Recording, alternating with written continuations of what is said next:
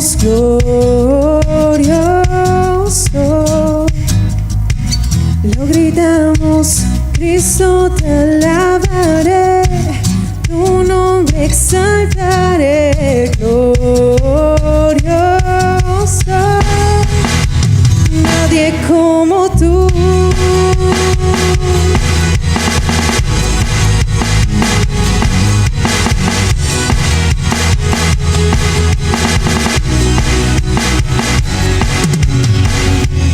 Tú reinarás por siempre y siempre, tú vivirás. Tu amor será por siempre y siempre, no cambiará. Gritaré, gritaré, porque bueno es Dios. Cantaré, cantaré, bueno es el Señor. Declararé, nadie como tú. Glorioso, te cantamos glorioso, lo gritamos, Cristo te alabaré, tu nombre exaltaré, glorioso, nadie como tú.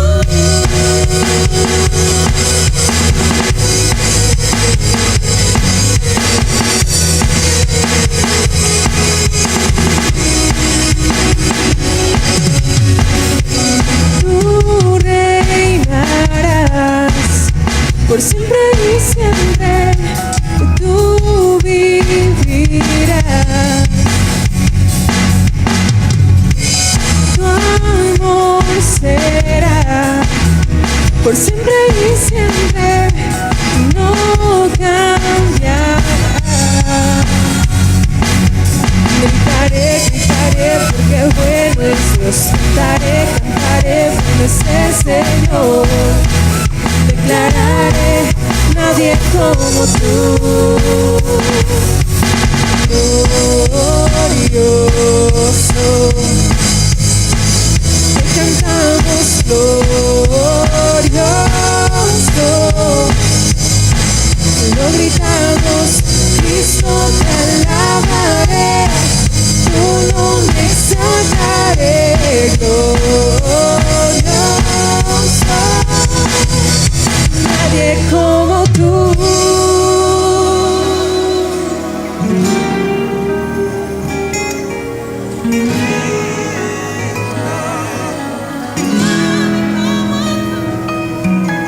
Tu luz brillará, todos verán, no hay nadie como tú.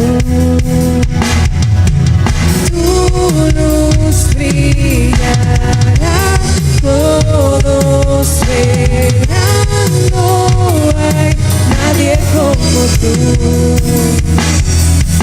Tu luz brillará, todos verán, no hay nadie como tú, nadie como tú.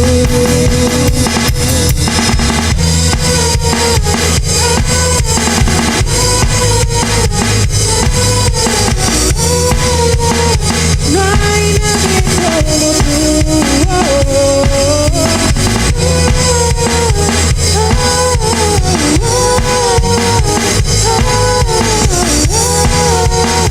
No hay nadie como tú.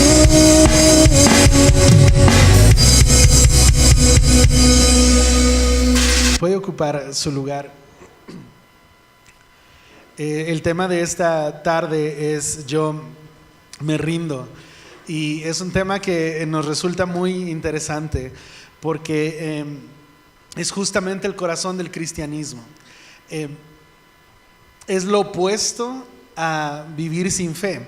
Vivir sin fe sería: yo me las entiendo, yo me defiendo, yo sé qué voy a hacer, es mi vida, yo decido. El cristianismo es la parte opuesta, es decir, tú decides, es mi vida, pero tú la guías, yo me rindo a tu presencia. Sí tengo planes, sí tengo sueños, sí tengo necesidades, pero todo eso está sujeto a la voluntad de un Señor que tiene control absoluto de todo. Y Romanos capítulo 12, versículo 1 al versículo 2, es la base bíblica para la plática de esta tarde. Dice: así que, hermanos, os ruego por las misericordias de Dios que presentéis vuestros cuerpos en sacrificio vivo, santo, agradable a Dios, que es vuestro culto racional.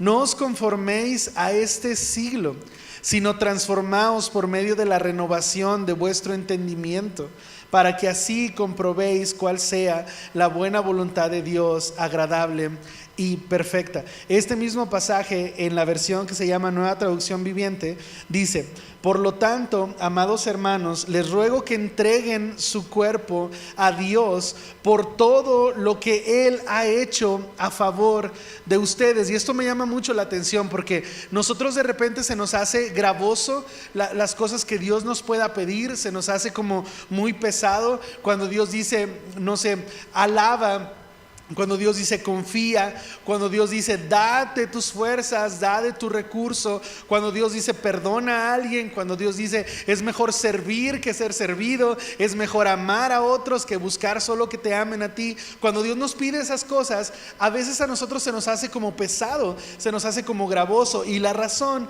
es porque ignoramos esto que dice el apóstol Pablo. Dice: ustedes entreguen su cuerpo a Dios.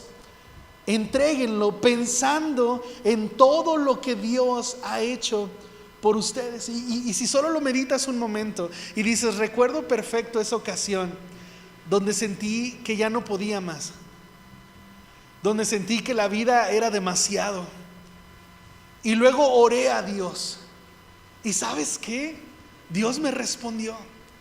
Dice Pablo: recuerda ese momento, recuerda ese momento donde dices, bueno, no se arregló toda mi vida, no es que se hayan solucionado todas las situaciones, pero sí sentí una mano que me estaba fortaleciendo, sí me di cuenta que hubo una voz que habló a mi corazón. Dice Pablo: piensa en eso. Cuando Dios dice entrégate en adoración, entrégate, enfócate a lo que yo quiero hacer contigo, dice el apóstol Pablo, es muy sencillo hacerlo si solo echas a andar la memoria y recuerdas de dónde nos sacó el Señor.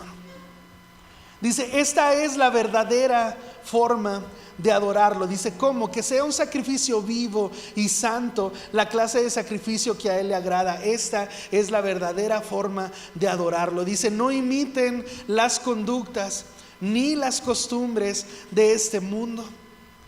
Más bien dejen que Dios los transforme en personas nuevas al cambiarles la manera de pensar. Y nosotros de repente enfocamos diferente lo que es una persona nueva para nosotros y lo que es una persona nueva para Dios. Porque nosotros decimos: una persona nueva es si estaba enferma, que ahora esté sana; si era pobre, que ahora sea rico; si estaba solo, que ahora esté rodeado de personas. Eso es para nosotros un cambio de vida, ¿no? Pero para Dios dice: un cambio de vida, ¿sabes qué es? Cambiar tu manera de pensar, cambiar tu manera de ver las cosas. Eso es una nueva vida. Y dice: si ustedes empiezan a renunciar a hacer las cosas como se hacen en este tiempo, a hacer las cosas solo porque es la moda o porque todos lo hacen, y empiezan a considerar entregarse, rendirse a la voluntad de Dios, dice: Dios les va a cambiar su vida por una nueva, y lo va a hacer a través de cambiar nuestra manera de pensar. Dice: entonces aprenderán a conocer la voluntad de Dios para ustedes, la cual es buena, agradable y perfecta. El término rendición es poco popular. Es tan feo como la palabra derrota. No nos gusta, a nadie quiere perder, nadie quiere entregar, nadie quiere rendirse, nadie quiere ceder. Y esto se debe a que vivimos en una cultura donde la competitividad es súper fuerte. en el trabajo estamos compitiendo todo el tiempo, en la escuela estamos compitiendo, nuestros negocios lo hacen, y incluso a veces hasta competimos en nuestras relaciones. Estamos acostumbrados a esta cultura donde hay un muro del empleado del mes en nuestros trabajos y estamos como luchando por conseguir estar ahí. En la escuela estás luchando por ser el más popular, o estás luchando por esa beca que Dios sabe que necesitas, y estás como todo el tiempo compitiendo con alguien. A veces estamos compitiendo con el negocio de enfrente, o con el historial de un negocio que tuvo algún familiar de nosotros, y hasta nuestras relaciones se ven afectadas por la competencia. Si tú estás contento, yo tengo que estar más contento, y si tú te compraste ese teléfono, yo también lo debo tener. Y si tu hijo tuvo una fiesta súper padre, entonces el mío también lo debe tener. Y estamos compitiendo, y es muy desgastante. Y de repente ver esa cultura contra la cultura del evangelio que dice: ¿sabes qué? No compitas, ¿sabes qué? No pelees, ¿sabes qué? No se trata de estar luchando, se trata de rendirse. Justamente se trata de rendirse, de no estar tratando de tomar el control, de no pretender que tú diriges tu vida, sino todo lo contrario, levantar esta bandera blanca que levantan en la guerra y decir: no tengo que pretender nada, no tengo que impresionar a nadie, me rindo a tu voluntad, me rindo a lo que tú tienes en tus planes. Y es súper impresionante lo que notamos en este versículo que acabamos de leer, porque después de hablar durante 11 capítulos, el apóstol Pablo en el libro a los Romanos, después de hablar durante 11 capítulos de gracia, de fe, de amor, llega el momento en que dice: ¿sabes cómo puedes responder a eso? Rindiéndote. ¿Sabes cómo puedes responder a que Dios te haya salvado, a que Dios te haya ayudado? ¿Sabes cómo puedes responder al hecho de que Dios esté peleando tus batallas y no tengas que pelearlas tú? ¿Sabes cómo puedes responder? Rindiéndote, dejando de creer que tú eres el Señor, dejando de pretender que tú tienes control de todo, y empezar a reconocer: nada más hay un Señor aquí, solo hay un trono, solo hay un rey. Yo no soy el rey, yo no soy el Señor, Él sí lo es. Y lo mejor que podemos hacer para responder al amor y la gracia que Dios nos ha dado es rendirnos ante su presencia. Esa es la verdadera adoración, rendirnos. Rendirse no es fatalismo, no es conformismo, no es mediocridad ni cobardía, sino todo lo contrario, es ir por más, es reconocer nuestras limitantes, es ser realmente un vencedor. Ahora, cuando hablamos de rendirnos, nos vamos a topar con ciertas barreras. La primera de ellas es el temor. Cuando el evangelio te invita a renunciar a tomar el control y rendirte a Dios, lo primero que piensas es: ¿y si yo me rindo a Dios y luego no pasa lo que yo quería?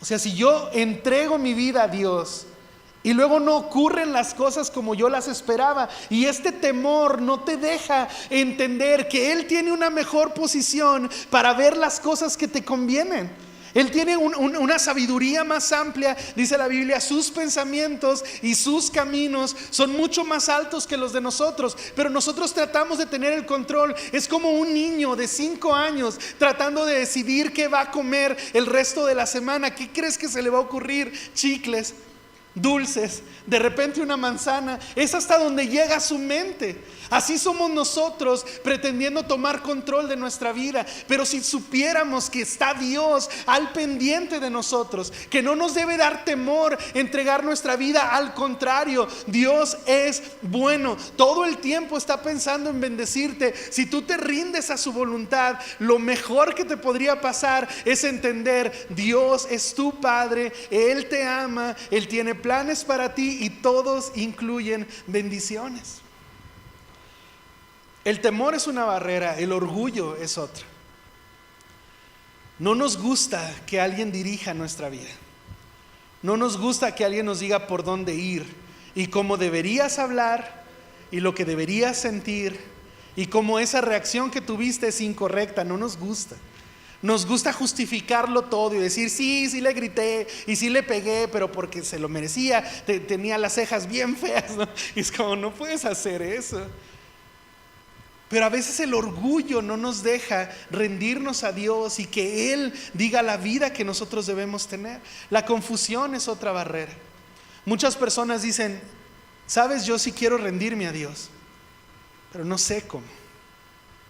Me gustaría ser esas personas que no están dirigiendo su vida, sino que están poniendo su vida en las manos del Dios que todo lo sabe y que todo lo puede. Solo me confunde, no sé cómo hacerlo, no sé qué se supone que deba de hacer, no sé cuál es mi actitud, cuál es mi parte. Entonces, y cuando tú ves una vida que se deja guiar por Dios, cuando tú conoces una persona que ha rendido su vida a Dios, desde muy lejos puedes notar que tiene una vida superior, que le pasan las mismas cosas que a todos, pero por alguna razón tiene una fuerza sobrenatural para seguir caminando. Entra en las mismas crisis que nosotros, también le da miedo y también se le acaba el dinero y también tiene problemas en su casa, con sus papás, con sus hermanos, con su esposa, con sus hijos, también los tiene. Pero es como si tuviera una energía más grande que lo hace flotar por encima de los conflictos, como volar más alto donde están las nubes de la tempestad. Y dices, ¿cómo consiguen eso? Y lo consiguen no viviendo ellos. El apóstol Pablo lo explicaba de una manera que es como medio confusa, porque dices que yo estoy vivo, pero ya no vivo yo. Estoy viviendo una vida que no emana de lo que yo quiero, emana de lo que Dios quiere. Yo estoy trabajando aquí, estoy caminando aquí, estoy respirando, estoy comiendo, estoy proyectando cosas, pero ninguna de esas cosas las hago porque a mí se me antojó. Es un impulso de Dios el que me dirige a cada cosa, a cada conversación, a cada sueño, a cada plan. Y es súper visible, a gran distancia lo puedes notar cuando una vida está rendida a Dios. ¿Cómo se ve una vida rendida a Dios? Y se parece mucho a esta mezcla: obediencia más confianza.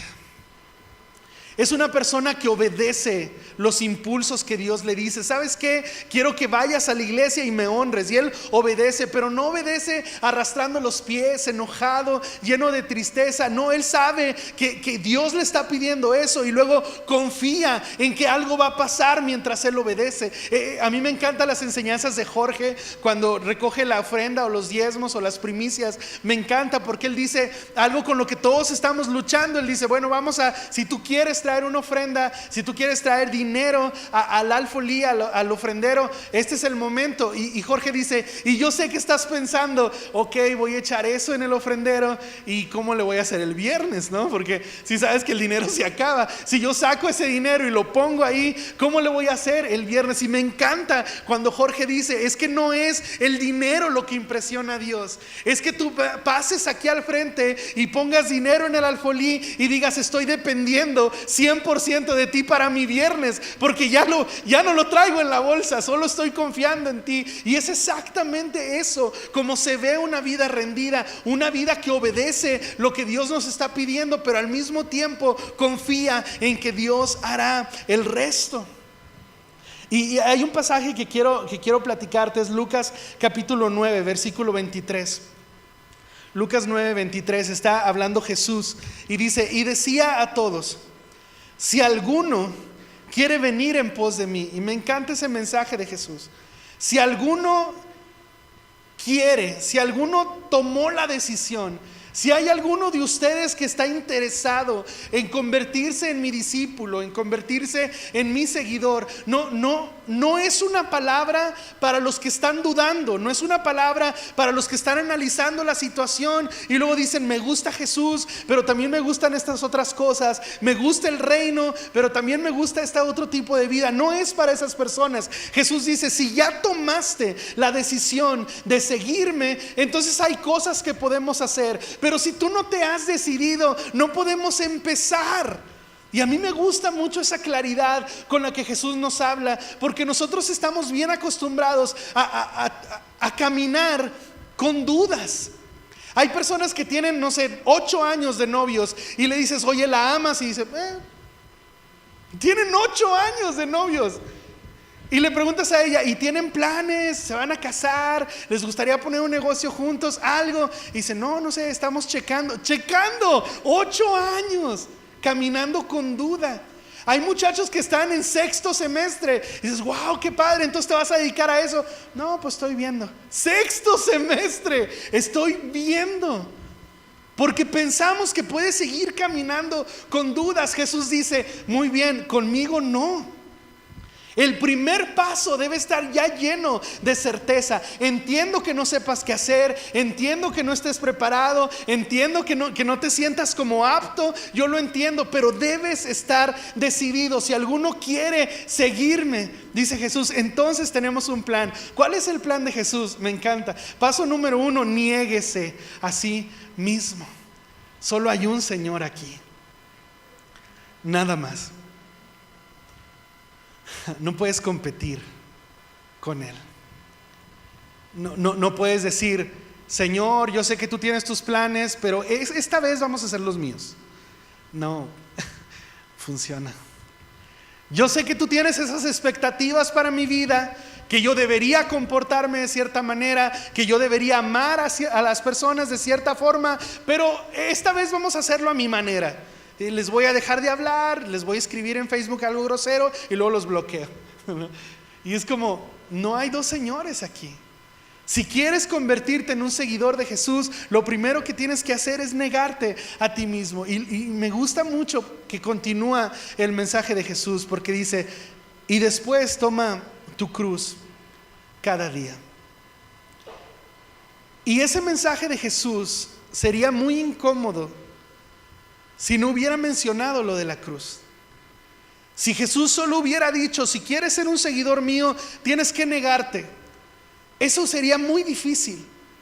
Si Jesús no lo hubiera complementado con después toma tu cruz.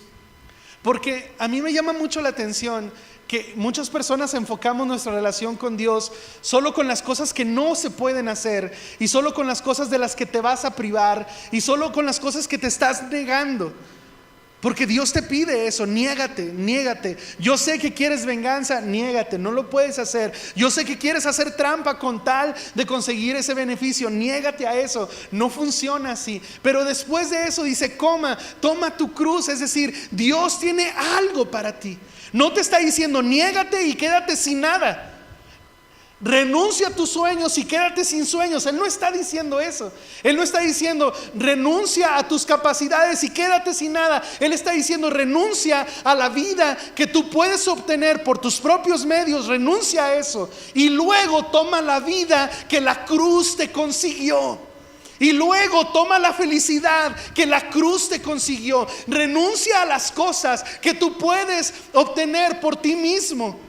Y luego voltea y recibe las cosas que Jesús compró para ti. Esa vida vale mucho la pena. Dice Jesús, así, si te niegas y tomas la cruz, así me puedes seguir. Pero llama mucho la atención que nos cuesta trabajo esta rendición. Nos cuesta trabajo estar como sujetos al Señor y decir, Dios, voy a renunciar a estas cosas que quiero, y voy a renunciar a cómo las quiero y en qué momento preciso yo decido que tienen que pasar, y me voy a rendir a ti y voy a tomar las cosas y los tiempos y las formas que emanan de tu amor y que emanan de tu corazón. Es algo muy sabio, pero es algo muy complicado de hacer. Cuando nos rendimos es cuando nos volvemos realmente lo que Dios quiso que nosotros fuéramos. En Marcos capítulo 8 se nos cuenta una historia que a mí me llama mucho la atención, porque dice que Jesús está molesto por una plática que tuvo con los fariseos, y la plática giraba en torno a un cuestionamiento que le hacían los fariseos a Jesús, y le decían, danos una señal. Si tú eres realmente quien dices ser que eres, demuéstralo. Danos una señal para nosotros estar seguros que eres quien dices que eres. Y la respuesta de Jesús te asusta, porque a Jesús le incomoda la situación y dice: no les voy a dar ninguna señal. ¿Por qué tendría yo que comprobarles algo a ustedes? No les voy a dar ninguna señal. Y termina esta plática así incómoda con ellos, y luego Jesús viene a la barca con los discípulos y se despegan de la orilla, y pasa esta conversación de la que quiero que platiquemos. Marcos capítulo 8, versículo 14 al 21. Dice: los discípulos habían olvidado de traer pan, y no tenían sino un solo pan consigo en la barca. Y Jesús les mandó diciendo: mirad, guardaos de la levadura de los fariseos y de la levadura de Herodes. Y discutían los discípulos entre sí diciendo: es porque no trajimos pan. Y a mí me llama mucho la atención cada vez que yo leo una situación así. Es tan nosotros. Jesús sacando una conversación de un tema profundo, y nosotros sin entender de qué estaba hablando. Jesús todavía está pensando en la conversación que tuvo con los fariseos, todavía está molesto por cómo le exigían una señal para que demostrara quién era, y Jesús dijo: yo no les voy a dar ninguna señal. Y luego viene con los discípulos, se sube a la barca y les dice: ¿saben qué? Tengan cuidado de no parecerse a los fariseos. Tengan cuidado de no tener ese corazón que tiene Herodes y que tiene este tiempo. Y ellos empiezan a codearse y dice: ¿ves? Es porque no trajiste el pan. Y es como y se parece mucho a nuestra vida cotidiana. Se parece mucho a cuando Dios te dice: te quiero enseñar un camino superior, mucho más elevado que el de cualquier sociedad. Se llama amor al prójimo. Quiero enseñarte una manera de vivir que nadie la ha tocado todavía. Es amar al otro no como si fuera otro, amar al otro como si fueras tú mismo. Y nosotros decimos: pues sí, pero ¿y el pan? Entonces vas a poner las manos sobre los enfermos y ellos van a sanar. Pues sí, pero ¿quién iba a traer el pan? Y Jesús es como, mira lo que dice Jesús. Ellos dicen: es porque no trajimos pan. Y entendiéndolo, Jesús les dijo: ¿qué discutís? Porque no tenéis pan. No entienden ni comprenden. Aún tienen endurecido su corazón. Tienen ojos, pero no ven, y tienen oídos, pero no oyen. Dice: y no recordáis. Y esa última frase de Jesús a mí me taladra el corazón. Dice Jesús: ¿quién está hablando del pan? Tienes ojos, pero no captas las cosas. Y tienes oídos, pero no decodificas lo que está sonando. ¿Tu corazón está duro todavía?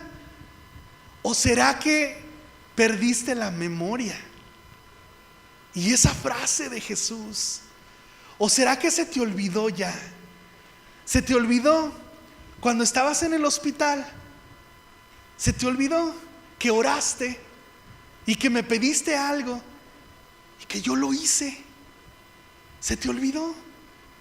¿Se te olvidó cuando viniste al altar llorando que no podías con tu vida porque habías hecho las cosas demasiado mal durante mucho tiempo y estabas, o te morías o necesitabas una vida nueva, y yo te di una vida nueva? ¿Se te olvidó? Y es como, wow, no inventes. Mira lo que les dice Jesús: cuando partí los 5 panes entre 5,000, ¿cuántas cestas llenas de los pedazos recogisteis? Y ellos dicen, como niño regañado: 12. Y cuando los 7 panes entre 4,000, ¿cuántas canastas llenas de los pedazos recogiste? Y ellos dicen: 7. Dice Jesús: y entonces, ¿cómo aún no entiendes? Y esa plática de Jesús a mí se me hace tan hermosa, tan llena de misericordia. Y creo que es el tema que Jesús está sacando entre nosotros hoy, porque tú y yo estamos exactamente así. Es que ¿qué vamos a hacer? Es que no puede ser. Es que solo trajimos un pan, es tu culpa. No, es tu culpa, tú lo ibas a traer. Es que yo me lo comí, es que yo traigo uno, pero es mío, no te doy. Y estamos ahí, cuando Jesús quería sacarnos un tema súper elevado. Nosotros estamos preocupados por el teléfono, estamos preocupados por el carro, estamos preocupados por la luz. Y Jesús estaba hablando de algo mucho más profundo. Ahora dice, ok, ¿quieres hablar de panes? Hablemos de panes. Cuando teníamos 5 panes, ¿los multipliqué o no? Y ellos, sí. ¿Y sobró? ¿Cuánto sobró? 12. Ajá. Y cuando teníamos 7 panes, ¿los multipliqué o no? Sí. ¿Y cuánto sobró? A veces tú y yo no podemos comunicarnos con Dios porque Dios quiere hablarnos de algo tan sublime. Y nosotros preocupados por el pan. Y luego dice Jesús, ok, hablemos del pan. Ese día que me pediste algo, ¿lo hice o no lo hice? Y tú, sí. ¿Y por qué crees que no lo puedo hacer otra vez? Esa vez que no tenías para comer, tus hijos, ¿comieron sí o no? Y tú, sí, súper milagrosamente, sí. ¿Y por qué crees que no lo puedo volver a hacer? ¿Te di ese trabajo? No, sí. ¿Crees que no te puedo dar otro? ¿Sí o no? Generé ese ambiente familiar hermoso. ¿Te acuerdas? Hace 3 Navidades, ¿te acuerdas ese momento que vivimos? Yo lo hice. ¿Lo recuerdas? Sí, lo recuerdo, Señor, fue perfecto. ¿Crees que no lo puedo volver a generar? ¿Por qué razón? O estás cerrando tus ojos, o estás bloqueando tus oídos, o tu corazón está duro, o se te fue la memoria. Pero nunca ha sido un problema no tener pan suficiente. No sé cuál es tu pan, no sé. No sé si es la renta, no sé si es la paz, no sé si es el gozo, no sé si es el consuelo, no sé si es dinero, no sé si es salud. No sé cuál es tu pan que no te deja entrar en una conversación más profunda con Dios. Pero Dios lo ha hecho antes, ¿sí o no? Sí. ¿Y por qué crees que no lo puede volver a hacer? Recordar un gran milagro es uno de los recursos favoritos de Dios. Cuando los discípulos estaban en medio de esa tormenta que estaba golpeando la barca y que Jesús viene caminando sobre las aguas, ¿recuerdan? Un momento antes Jesús había expulsado demonios que habían entrado en un hato de cerdos y se habían precipitado hacia el agua. Así que cuando los discípulos están en esa tormenta donde el viento y las olas están sacudiendo la barca y luego ven caminar a una persona por encima del agua, dicen, tiene relación con los demonios, o sea, esto tiene que ser un fantasma, esto tiene que ser algo malo. Y llama mucho la atención lo que la historia cuenta. Dice que en efecto la tormenta era muy fuerte y el viento daba miedo, pero dentro de la barca ellos llevaban 12 cestas con los pedazos que habían sobrado de una gran multiplicación que había hecho Jesús. A veces tú y yo perdemos la fe, tú y yo perdemos la fuerza, la esperanza, porque estamos viendo el viento y estamos viendo la tormenta y el mar embravecido tratando de comerse a nuestra barca, pero olvidamos que adentro de la barca hay cestas que contienen el testimonio de cosas que Dios ha hecho antes. Cuando el pueblo de Dios cruzó el Jordán, Dios le da la indicación a Josué de poner 12 piedras apiladas como un altar y le dice, estas piedras tienen este propósito. Cuando tus hijos después de un tiempo pregunten qué significan esas piedras, tú le vas a decir, Dios nos hizo pasar un río en seco. Es un testimonio de lo que Dios hizo, es hacer memoria, es levantar un recordatorio de lo que Dios ha hecho con nosotros. Tú y yo la mayor parte del tiempo claudicamos porque olvidamos lo que Dios ha hecho por nosotros en el pasado. Mira lo que dice el rey David, Salmo 42, versículo del 1 al 6. Dice, como el ciervo brama por las corrientes de las aguas, así clama por ti, oh Dios, el alma mía. Mi alma tiene sed de Dios, del Dios vivo. Tengo sed y sé perfectamente de qué tengo sed. No tengo sed de lo que sea. He probado a Dios y sé que lo que necesito es a Dios. Dice, ¿cuándo vendré? Él no se pregunta si Dios es capaz de saciar esa sed o si él necesita de Dios. Esa no es la pregunta. La pregunta es ¿en qué momento? ¿Cuánto falta? ¿Cuándo vendré y me presentaré delante de Dios? Fueron mis lágrimas mi pan de día y de noche, mientras me dicen todos los días, ¿dónde está tu Dios? Me acuerdo de estas cosas y derramo mi alma dentro de mí, de cómo yo fui con la multitud y la conduje hasta la casa de Dios, entre voces de alegría y de alabanza del pueblo en fiesta. ¿Por qué te abates, oh alma mía, y te turbas dentro de mí?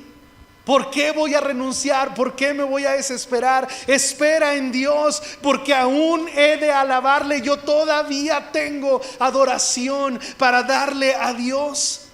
Él es mi salvación, Él es mi Dios. Dios mío, mi alma está batida en mí. Me acordaré por tanto de ti desde la tierra del Jordán y de los hermonitas desde el monte de Misar. Lo que está diciendo es el mejor remedio, la solución en medio de la situación complicada es hacer memoria. Es cierto, hoy tengo sed, hoy parece que estoy en el desierto más horrible que puede existir, pero sabes que no siempre fue así. Hubo un tiempo en que yo venía danzando, cantando con el pueblo, adorando a Dios. Hubo un momento donde Dios estaba cerca de mí, donde yo podía darme cuenta que su gracia me estaba rodeando. Hoy la estoy pasando mal, pero yo sé una cosa: si esta situación no ha durado desde siempre, quiere decir que no va a durar para siempre. Es un momento en medio de esta angustia, en medio de este cuestionamiento, ¿dónde está tu Dios? En medio de este problema yo puedo hacer memoria. Dios ha hecho cosas por mí antes, ¿por qué no las va a hacer mañana? Y me encanta esa postura del corazón del rey David. Una vida rendida a Dios. Me rindo a Dios. Es una vida que tiene dudas. Sí, las dudas no son pecado. Permanecer en la duda es las cosas que nos hacen caer. Ese es nuestro error. Una vida rendida pasa de las dudas a la acción. Mira lo que dice Hechos capítulo 9, del versículo 3 al 7. Está hablando de la conversión de Saulo, que luego conoceríamos como el apóstol Pablo. Dice: mas yendo por el camino aconteció que al llegar cerca de Damasco, repentinamente le rodeó un resplandor de luz del cielo.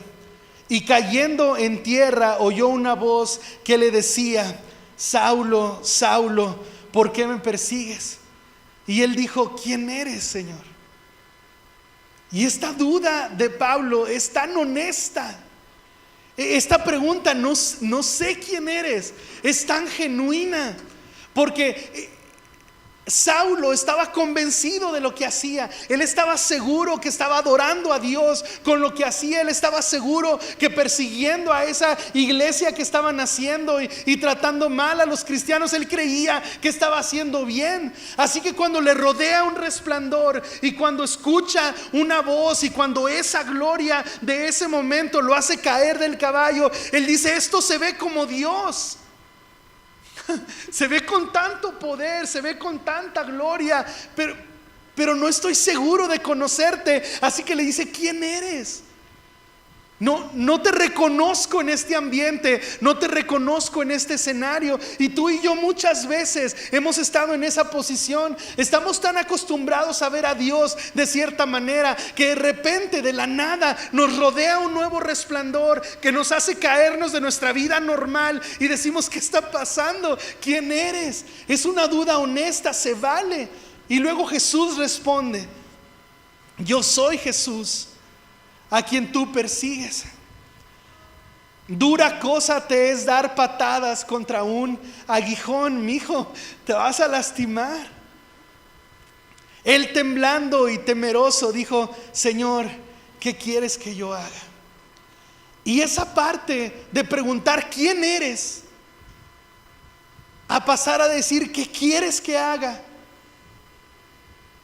Esa parte es gracias a una voz de no cualquier persona, del Rey de Reyes, del Señor de Señores. Yo sé que de repente la vida te pone en una situación donde no entiendes qué está pasando y sabes que Dios está en medio de todo porque hay resplandor, porque hay gloria, pero estás confundido. Pregunta, ¿qué está pasando? ¿Quién eres? La duda está bien. Y luego Jesús le responde, yo soy Jesús. Y él cambia su pregunta de decir, no sé quién eres, a decir, ahora que sé quién eres, lo único que me pregunto es cómo te puedo servir.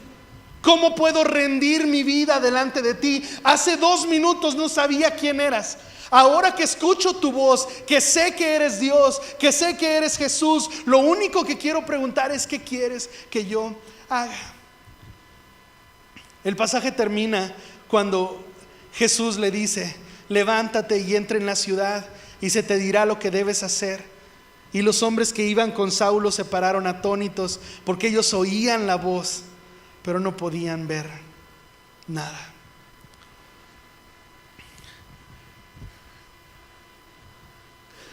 A veces tú y yo no somos capaces de rendirnos delante de Dios porque no hemos sido capaces de reconocer que tenemos una duda, que tenemos una pregunta, que tenemos algo sin resolver.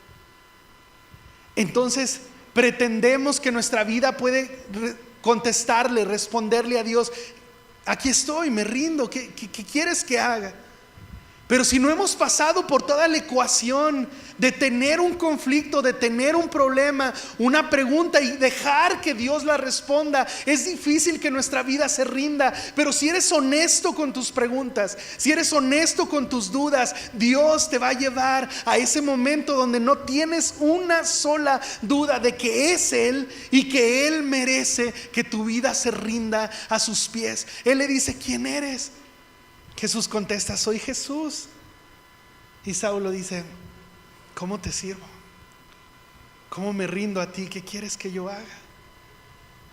Sé que tienes dudas, sé que hay muchas cosas que no entiendes. Pregunta, Dios, ¿qué se supone que debo hacer aquí? Y Dios te va a decir, levántate, ve a la ciudad, te voy a ir dando indicaciones. Yo sé que tienes dudas, pero no vivas en la duda. Externa tu duda al Señor, resuélvela y luego ríndete. El pasaje con el que iniciamos, Romanos 12, versículo 1 al 2, dice, así que hermanos, les ruego por las misericordias de Dios que presentéis vuestros cuerpos en sacrificio vivo, santo, que le agrade a Dios.